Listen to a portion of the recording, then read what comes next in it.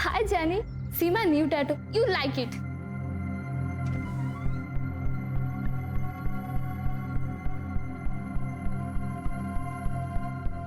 Wow, baby, such a cute tattoo.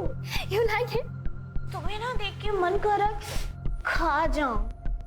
दिया, मैंने बोला था इससे दूर रह। भैया जेनी मेरी बेस्ट फ्रेंड है। हाँ मुझे पता है वो तेरी क्या है, मैंने देखा है तुम लोगों को एक साथ। मैं बता रहा हूँ दोबारा उससे बात करते देखा ना तो मुझसे बड़ा कोई नहीं होगा।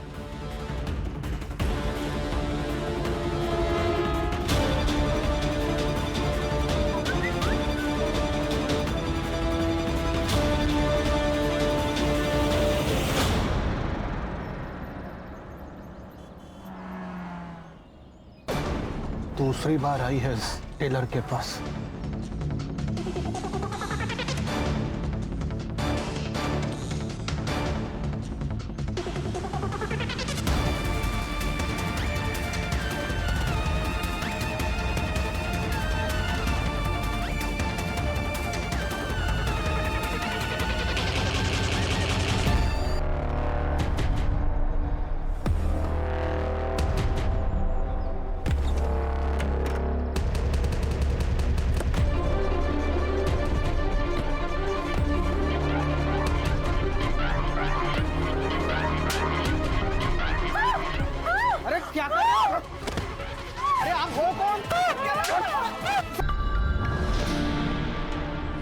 पागल नहीं हूं मैं, दिमागी हालत।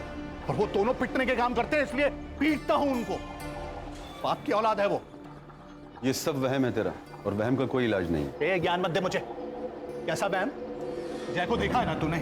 जय की एक भी चीज कॉमन है मेरे साथ। मियां को देख, मियां को। छोटी छोटी चीजें मिलती हैं हमारी, उसकी आंखें और मेरी आंखें देखी हैं तूने? हमारे बर्थ मार्क भी सेम। जय मेरी औलाद नहीं है बस। माना तू सही है, जय तेरा बेटा नहीं है, लेकिन तूने उसे 18 साल पाला। जय तुझे पापा बुलाता है। अगर कुछ बुरा हुआ भी है तो माफ कर देना। नहीं करूंगा, नहीं कर सकता माफ। डीएनए टेस्ट करवाऊंगा मैं। डीएनए टेस्ट कराने से क्या होगा? तू खुद को ही टॉर्चर करेगा। ये बात यहीं खत्म कर दे, ये सब सोचना बंद। अच्छा मुझे एक बात बता, जब जय कंसीव हुआ तो तू यहीं था ना? शिप पर तो नहीं था? जब उसने कंसीव किया था ना, तब मैं यहां नहीं था। पर तू नहीं समझेगा, तू जा जा जा, तू जा।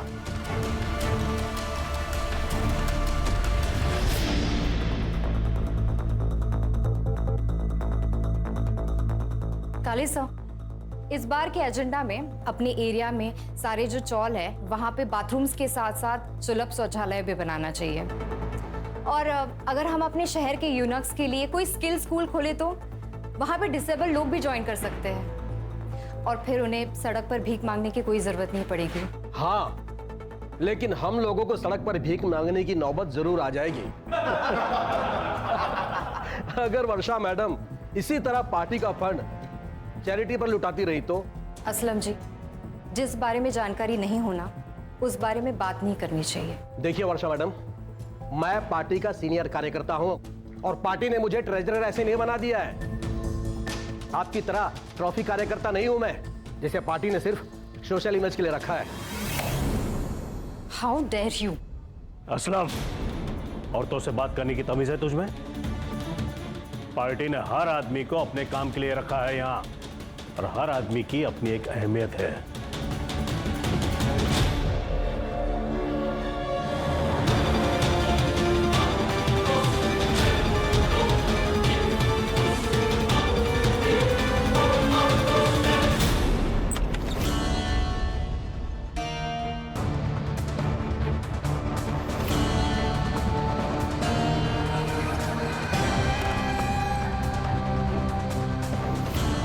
क्या बात है, ब्लैक मनी रखने का भी रेंट।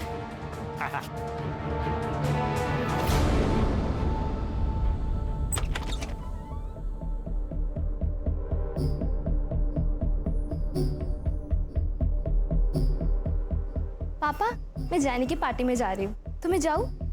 जा बेटा, एंजॉय कर। निया, मैंने तुझे मना किया था ना, तू जेनी से नहीं मिलेगी। उसका बाप अभी जिंदा है। जा बेटा। भाई आपको शर्म नहीं आती?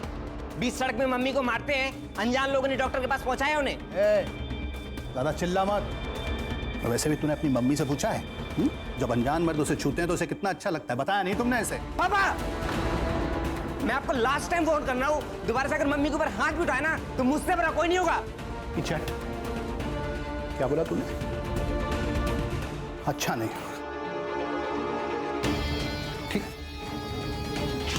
पापा, मैंने आपको वार्न किया ना, मम्मी पर हाथ मत उठाइएगा, मुझसे बड़ा कोई नहीं होगा। पिछट, पिछट, गलती से भी ये गलती दोबारा मत करना। आप भी।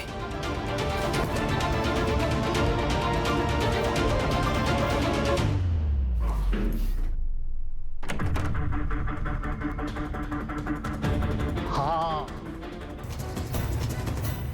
Nitin ji, we are very sorry for your loss, लेकिन अभी हमारी सबसे ज्यादा मदद आप ही कर सकते हैं। आपकी वाइफ का मर्डर हुआ है, किसी से उनको कोई खतरा था क्या, या कोई दुश्मनी वगैरह? वर्षा का कोई दुश्मन नहीं था सर। एक्चुअली हमें कोई बच्चा नहीं है और वर्षा माँ नहीं बन सकती थी। वो गरीबों को और रास्ते के जानवरों को मदद करके खुश हो जाती थी।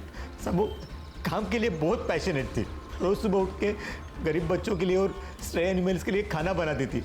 उसके बाद देवदत्त काले साहब के ऑफिस जाती थी, उनके पार्टी का सारा काम संभालती थी, शेड्यूल बनाती थी। नितिन जी, आपकी पत्नी कल रात घर नहीं आई, आपको चिंता नहीं हुई? साहब, वर्षा का पार्टी के काम से बहुत ट्रैवल होता था। कभी कभी तो एंड वक्त पे वो प्लान बनाती थी। वो डायरेक्ट पार्टी ऑफिस से लातूर, विदर्भ, कोल्हापुर कहीं भी निकल जाती थी जहाँ उसको। नितिन से और उसके पॉलिटिकल पार्टी के ऑफिस से देखो कोई थ्रेट में लाया है क्या? Okay sir. अरे मैं कहता हूँ रुक जाओ, ये पुलिस स्टेशन है, यहाँ 24 घंटे के पहले कंप्लेंट नहीं लेते। 24 घंटे में कुछ हो गया तो? चुप। अरे मैं कुछ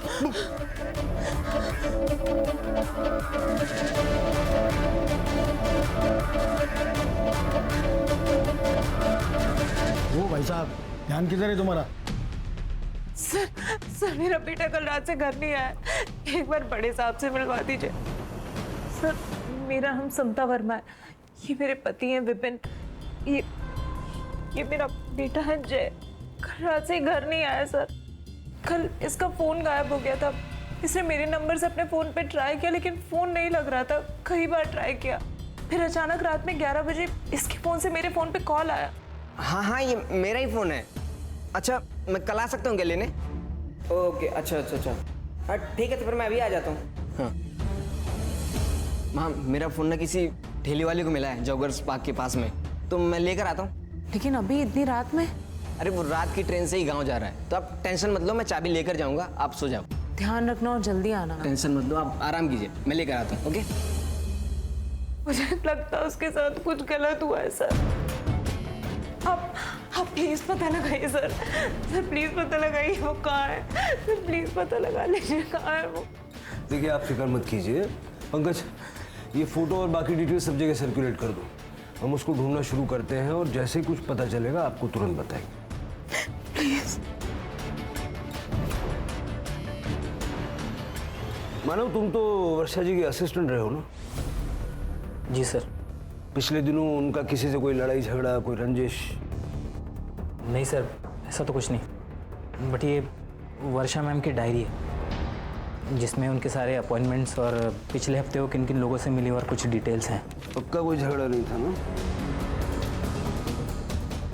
अरे नहीं नहीं सर, कैसी बातें कर रहे हैं आप? वर्षा बहन तो हम सबकी बहुत चाहती थी। अरे वर्षा बहुत हेल्पफुल थी, लेकिन उसका पति एक नंबर का हलकट था, बहुत परेशान करता था उसे। परसों रात को ही उनकी लड़ाई हुई थी।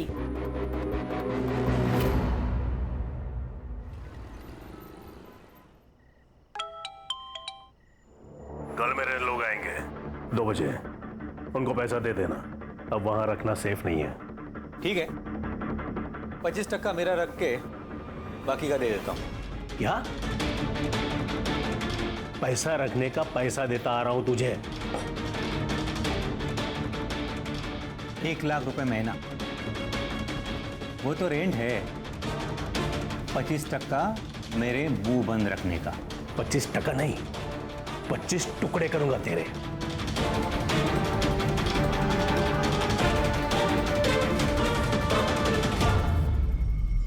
सर, मैंने लवर्स पॉइंट जाके जय के बारे में कुछ दुकानदार और ठेले वालों से बातचीत की।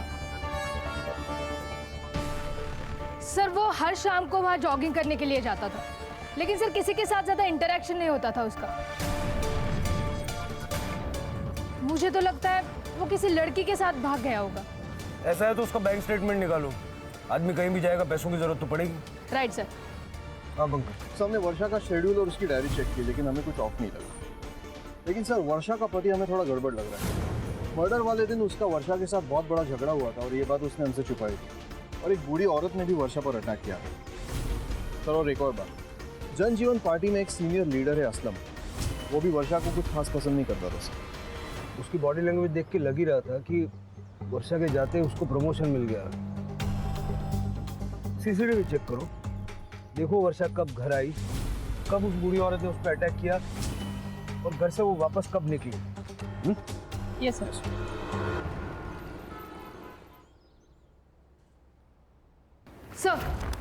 सर, वर्षा की पीएम रिपोर्ट आई है। डेथ 3 अगस्त को रात 11:30 से 1:30 बजे के बीच में हुई। सर, धारदार चाकू से 2 स्टैब हुए। Cause of death excessive blood loss. Sir, एक अजीब बात है, फॉरेंसिक टीम को क्राइम सीन पे 2 अलग अलग ब्लड सैंपल मिले हैं। किलर का होगा।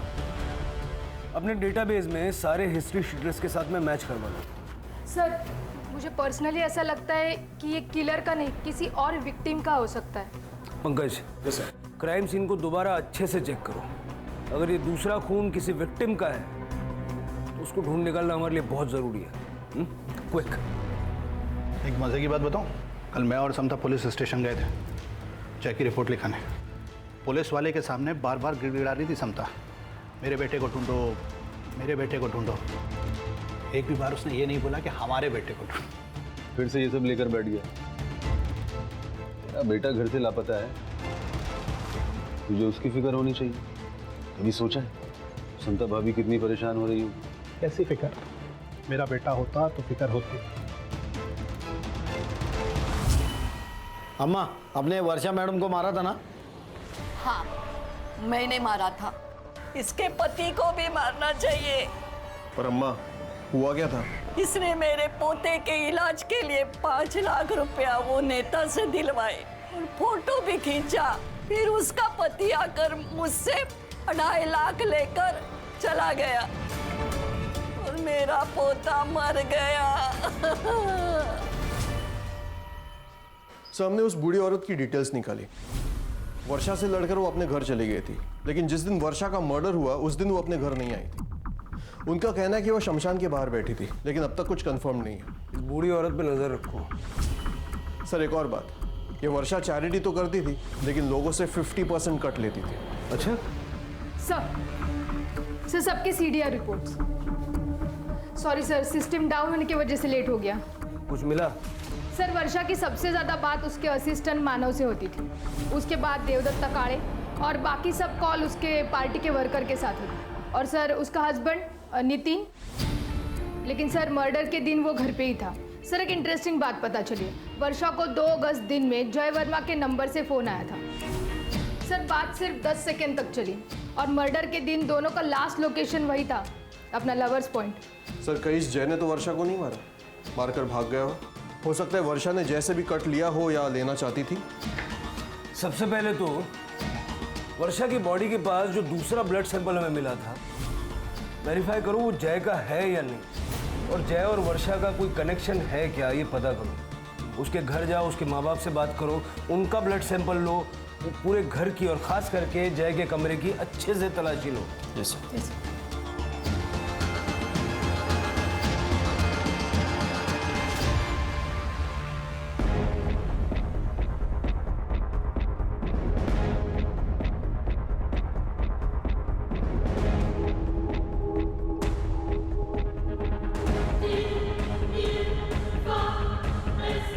सर।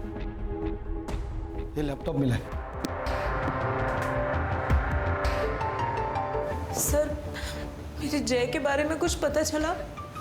ये लैपटॉप कॉन्फिस्केट कर लो। नहीं, अब तक कुछ पता नहीं चला। और हाँ, मुझे आपके ब्लड और डीएनए सैंपल्स लेने होंगे।